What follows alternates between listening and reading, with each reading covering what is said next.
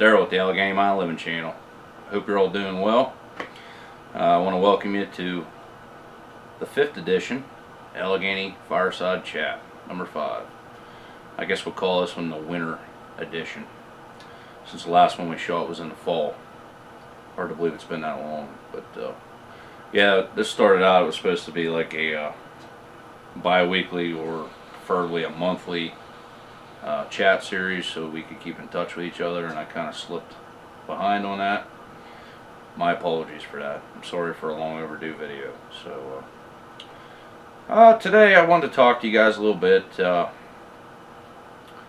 about a topic stemming back to the hunting series, which I want to thank you guys for making so popular and enjoying it so much. I really do appreciate that.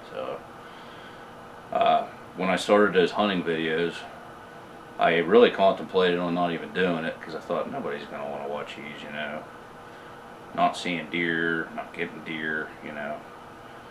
I didn't think anybody would be into the videos or enjoy them, and I was surprisingly very wrong about that. You guys enjoy them a lot. What I try to do in that, as you well know, is take you guys along for the hunt the way they are, the way hunting is here, the way our days go in the woods, you know. A lot of times you don't see anything. Sometimes you see some deer. Last 2 seasons I haven't shot a buck, you know. It's been quite a while. But you guys enjoy it because you can relate, I guess. And you know, we all have the same hunts. Our hunts aren't like the Outdoor Channel where there's a 160 class buck coming through at the end of each segment, you know. And you end up killing it with a perfect shot. It's just not the way it goes. So, but a lot of questions I got in the hunting series was about the does here. A lot of you guys that aren't from within the Keystone state of Pennsylvania, asked, can we doe hunt? You know, can we take does? And we can. The reason I don't is because quite a few years back things were changed around by the Pennsylvania Game Commission. I don't remember the exact dates, and I didn't check to see when they were. It's not really important, but it started out, and for the longest time, you know, from when the time they started doe hunting. See, doe hunting was started years ago. There wasn't doe hunting prior to that because deer were almost extinct in this state and elsewhere, and that's one of the reasons the Game Commission was started. But it was buck hunting only back then, and I think it was in the 50s. Early 50s, they brought in doe season, and what it was a 3-day doe season, and you could take one doe on a tag, and it was like that for many years. A lot of the years that I hunted when I started was like that. You know, we had a second deer season. It was always the Monday after the close of the 2-week antlered season. They'd start doe season, and you had 3 days to take a doe, and it was great. I loved it because you knew on that first day, 9 chances out of 10 you were coming home with a nice doe because there was a lot of deer around, a lot of does. So a gentleman by the name of Dr. Gary Alt came into the Game Commission. I'm going to say it's been 20 years now, probably. He's not with the Game Commission any longer, but he came in and decided he wanted to change things up. He came from one of the bigger states. I could be wrong. I think out west. I'm not sure where. And he implemented a program similar to the one he did here. The thing was, I believe the state that he came from, there weren't near the hunters for the size of the state. We have a lot of hunters in the state of Pennsylvania. Don't get me wrong, there's a lot of woods, but there's a lot of hunters here. And every state's different the way things work, you know, with the deer herd and the amount of hunters and so on and so forth. But anyhow, what he did was he made changes to where doe season ran consecutively with rifle season for 2 weeks. So you could draw a tag, and you could also draw a bonus tag, and I think a lot of times you could get a third tag and a second bonus tag. So what was going on was, you know, there's a lot of big families around here. A lot of kids are old enough to hunt, people's wives. So everybody was getting 2 or 3 doe tags. and I'm talking families of 4, 8, 10, 12, you know, and all those tags were getting filled. I mean, it was literally a massacre around here. It was bad for quite a few years, and I just kept watching it happen and happen and happen. And I kept saying, you know, between my dad and myself, we kept saying, you know, we're gonna wipe the deer out. It's gonna get bad. Now I'm talking our area here. It fluctuates throughout the state. You know, every area, every management unit's different. There are different circumstances, more deer, less hunters. But in this area, it got really bad, to the point where I gave up doe hunting altogether. I haven't shot a doe since 2010, and that was the first one I shot in a couple years, and I felt bad when I shot it. I don't know. I just didn't feel good about it because I know it's getting hard to see deer, and I watched it drop off. You know, before all that started here at the homestead, I could turn the floodlights on out in the front yard. I have the big oak trees out there. There's acorns everywhere in the fall, but there'd be 20 to 30 deer out there, usually a couple bucks and a bunch of does. And I watched it slowly drop off every season to the point of nothing. Once in a great while, I'll see a doe or two, a doe and a yearling out there. That's it. It just totally got bad. So that's why I don't shoot the does.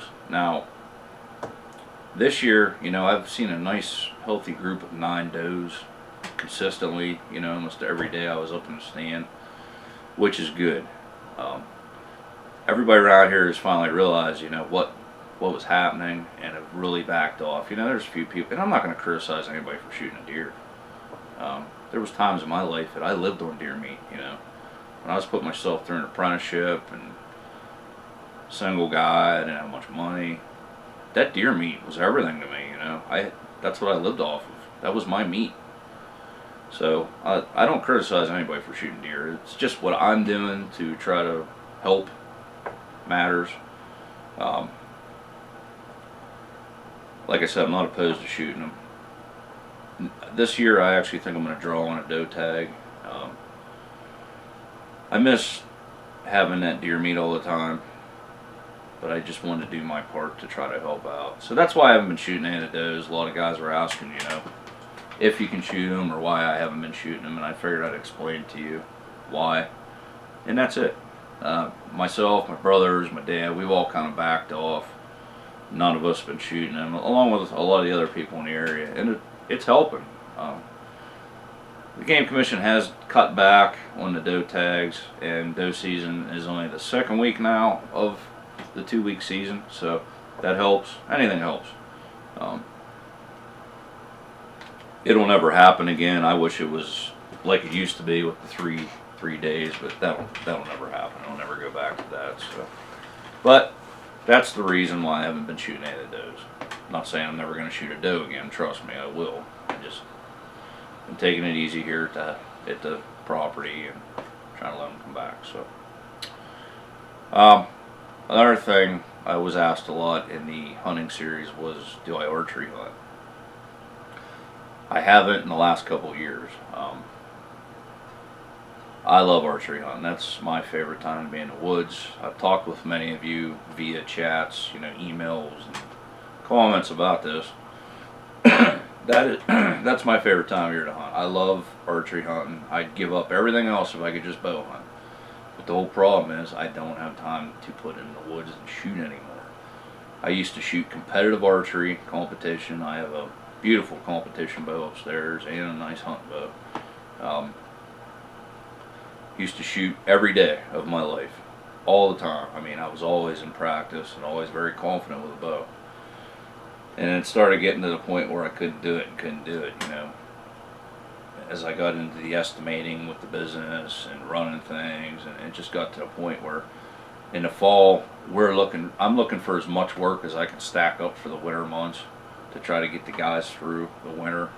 It's just the way you got to do it, because it comes to a point where there's no work to bid or no work out there, so you got to stack up as much as you possibly can, and that just consumes my fall, along with getting things ready around here for the winter, you know. somehow I'm trying to figure out a way to resolve that because I really want to get back into archery hunting, and I would like to share that with you guys, the process of getting back into it, getting back behind the bow, and getting back in the tree stand in October, because I'm telling you, it drives me nuts when I can't get out. Just breaks my heart in October, you know. A lot of my buddies, everybody still archery hunts, and I can't get out there, and it's just, it hurts. It really does. Leaves start changing, you can smell fall in the air, and I know I should be up in a stand enjoying it, and I'm not. So somehow I have got to find a way to get back in that tree stand with the bow. I don't know how I'm going to do it. I'm racking my brain to figure out a way, but I hope we can do that. So, and I want to share it with you guys and shoot video on it and shoot video on the hunts, because it's a very enjoyable time of year. See some nice bucks. The bucks go off their nocturnal patterns. You see them a lot in the daytime. It's your best chance of getting a good buck is archery season. Not saying it can't be done in a rifle, but rifles are very tough. They're nocturnal, they're spooked. It's a very tough time to try to get a nice buck, a buck at all.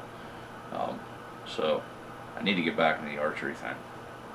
So that answers that question. That was those were the two big questions I was getting during that series, and I wanted to answer them in the fireside chat. I thought it'd be the best way to do it, just so you guys know what's going on. Oh, that's good coffee, J&O. So what's going on around here? Haven't really got to talk to you guys in a while.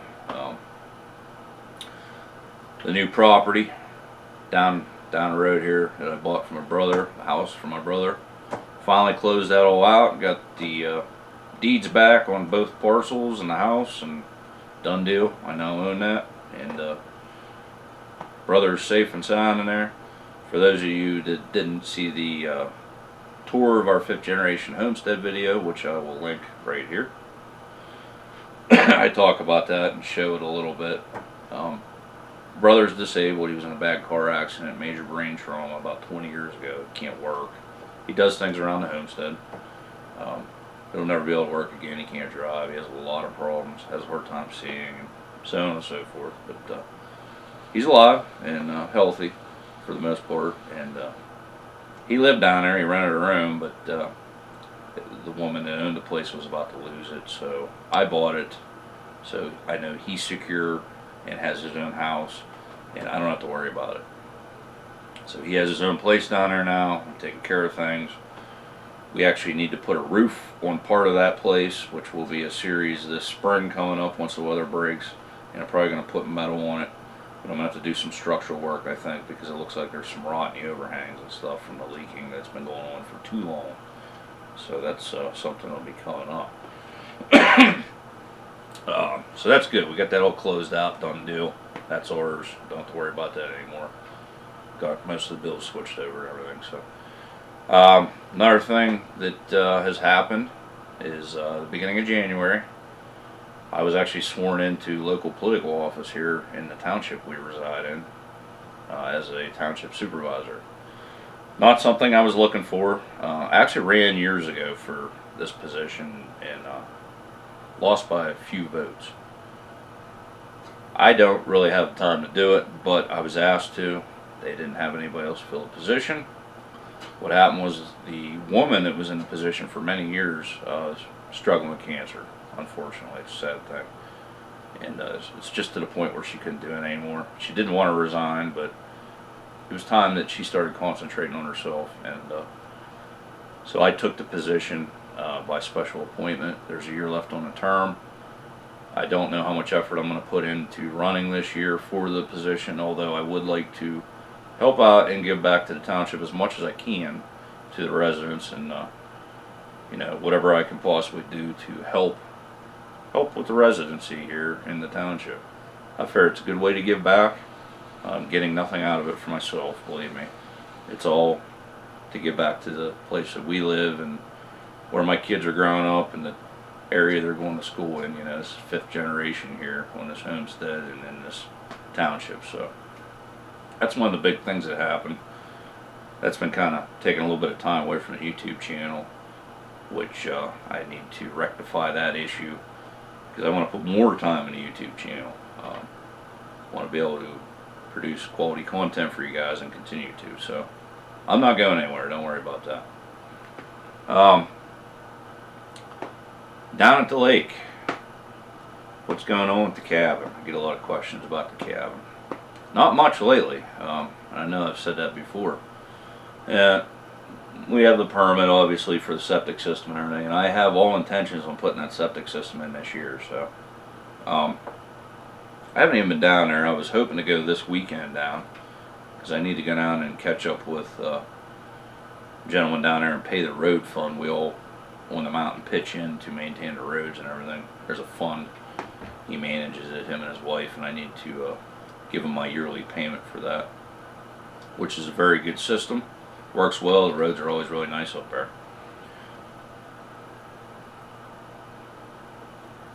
But I do intend on putting that system in this year. My biggest roadblock right now is cash flow. If I had the money, I'd be down there working right now, one way or another. I'd find time. But I'm trying to do this. I'm trying to build a complete cabin from wood, you know. There was nothing there, without taking out a bunch of loans and going into a bunch of debt over it. I don't want to do that. If I need to take a small floating loan or a line of credit to get through a certain part of the job, or a certain section, I'll do that. But I don't want to finance the whole thing and go into all that kind of money. I just don't want to do it. I don't want that big payment. Not for a cabin. It's not worth it. I never had a mortgage in my life, and I don't want to start now. So that's the biggest thing. A little bit of debt we have, I'm working on paying off, so I can concentrate funds to that down there and just start throwing cash at it and getting things done. So that's where we stand with that. Cash flow, you guys can relate, I'm sure. It's always the biggest issue with things. A million things you want to do but don't have the money to do it, or if you have the money to do it, you don't have the time to do it. But that's life, I guess. So we'll get her going here. Things coming up. I'd like to get some project videos up. I haven't been able to do much lately. There's a few things I want to do. One is I'd like to show you guys how I mount deer antlers on plaques. I'd like to mount that guy right there because he's well worthy of going on a mounted plaque. That's something I'd like to do. I got some cast iron I want to restore. Just some general projects that I'm having a hard time getting time to put videos together, but got to figure out a way to resolve that issue. So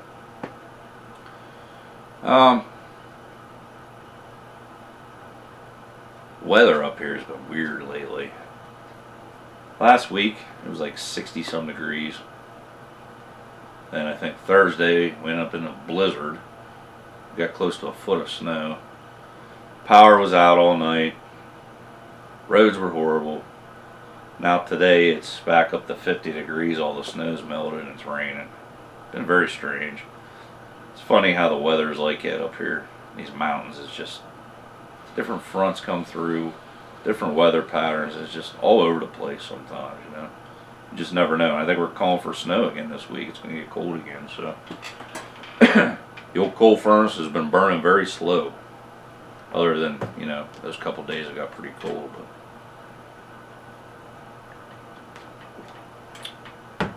But I got some mail I wanted to share with you guys.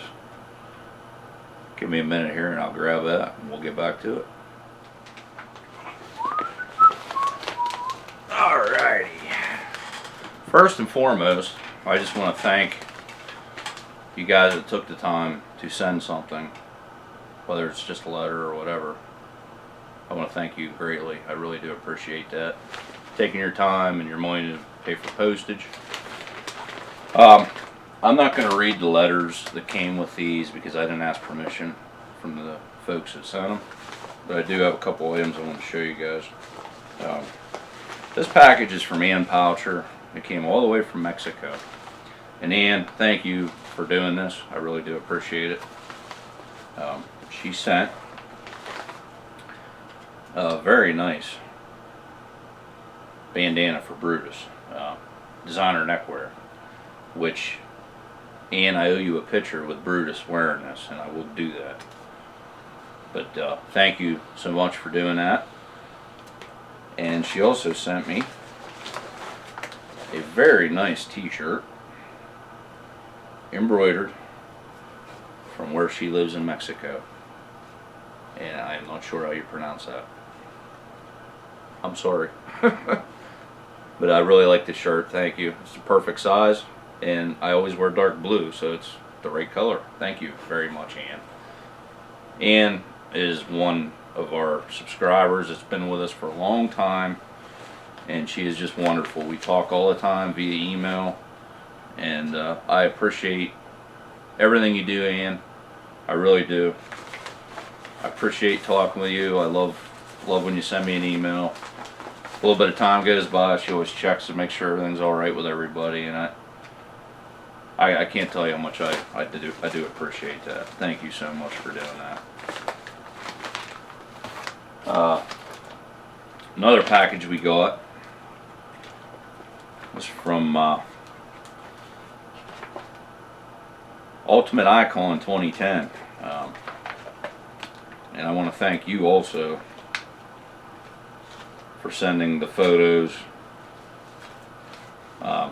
Actually sent me a whitewater trip. That's a big deal. I appreciate that. We got to find time to get down there and use that. Sent me some really nice pictures, which I enjoy seeing. Fish. Look at that. It's almost trout season. Won't be long here.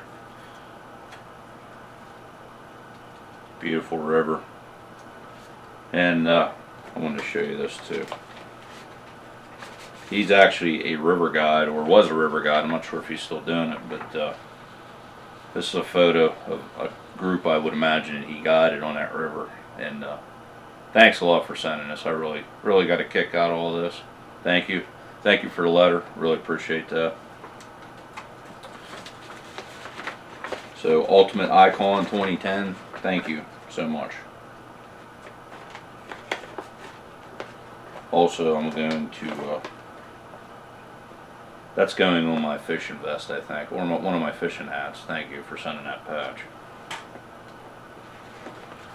And the last one we just recently got, this is from John Doherty. John, thank you for taking the time to send this. And this is actually going to become a future video. So you guys that are in the black powder and the gun thing are going to enjoy this. You can thank John for it because he sent this. What it is he started casting. He has a 1858 Remington revolver like mine. He come across the video, and he recently started casting his own conical bullets for it.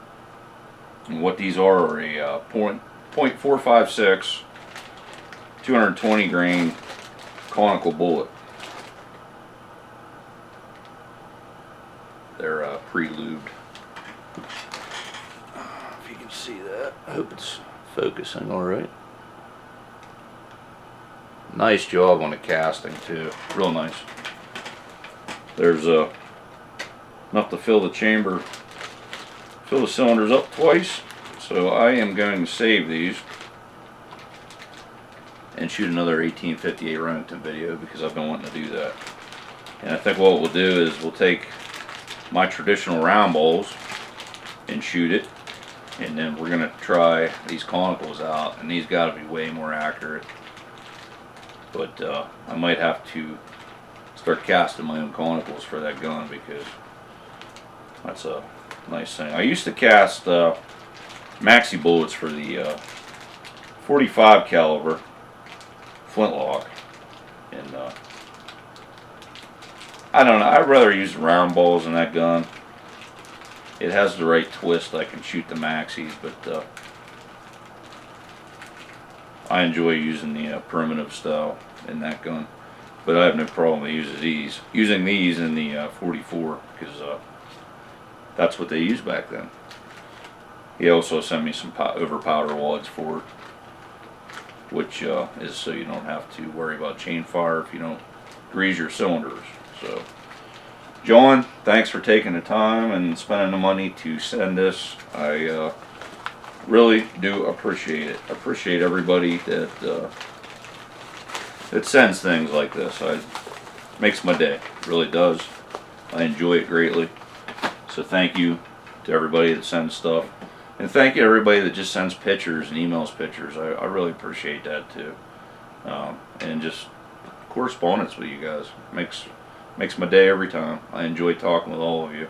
I really do. So one other thing I wanted to tell you guys was I'm talking with a company.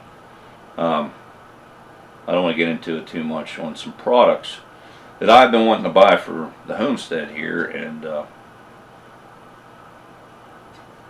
I'm not even going to say what the products are yet, but a couple of things I've been looking at and been wanting for a long time, and this company just happened to contact me, and they actually are a long time old company from here in the States, and they actually sell a couple of these products that I'm looking at. So we might hook up a little bit. I don't know yet how it's going to work. I have to talk with them in further depth about it. But if it works out, it's going to be a product that I wanted to get for a while. I'm going to get it here, and I'll probably talk about it in one of the videos. So we'll see. Like I said, it's something I've been wanting to get, and they just coincidentally sent me an email last week. It was pretty weird actually about this, and I'm like, wow, that's pretty strange. Everything happens for a reason, right? So I have to talk with them a little more, and I've been checking in their company history and everything, because I strongly believe in companies and their backgrounds and what they're made of before I get behind any type of products or anything. And I have to believe in a product too.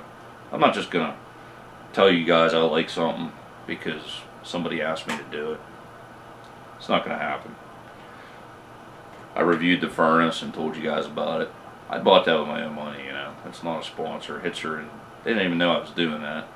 Tell me I made the furnace. But I wanted to tell you guys about it in case anybody was looking to buy one of them. I had some emails from some of you guys, and you know, you were looking for the same type of furnace or just found out about them and you wanted one. So that's why I wanted to share that review, my review of it. I've only been running it for a month and a half or so now, so my opinion could change on it, you know. But as of right now, I'm extremely happy with the unit, and I wanted to express it in the video. I believe it's a quality made product. It's an American company from Indiana, and that goes a long way in my book, you know. I'm all about trying to keep your money as local as you can, like from where I purchased it from, as a local, old school, over 100-year-old hardware store here in the area, you know. One of those old mom and pop deals. I could have bought it anywhere, you know, at other places, but I want to give them the business because they're one of the last old school hardware stores, and I'm big in keeping the money in the community and keeping it in your area, you know, supporting your small business. That's what we should all do for all our communities as much as we possibly can. I understand there's times that you have to go elsewhere or buy a thing off the internet, but if at all costs you can buy it local from a small family-owned business, then do so, because it helps them greatly, and you will definitely miss their services when they go away, because I've seen it time and time again, you know. So I guess that's about it for this one. I don't want to go on too long. I just want to say thanks to everybody that supports the channel, everybody that sends emails and comments. Thank you for that. As I said before, I really do appreciate it. Don't forget to give the video a thumbs up if you do like it, and leave a comment down below, please.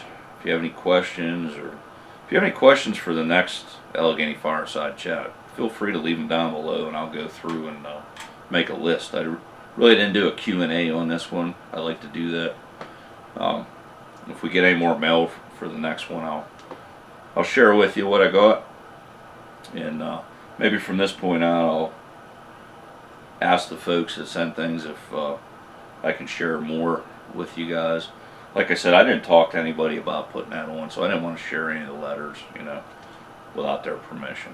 So if you guys aren't, if you aren't subscribed to the channel, please hit the subscribe button. There's future content to come. We got a lot of things coming up. I'm planning on a lot this year, so I don't know what all I'm going to be getting into yet, but I have some big plans project-wise, and like I said, I want to get on that septic system down at the property. We got roofing to do, and there's a lot of other things that need done too this year. So it's going to be a busy summer this year, spring, summer, or fall.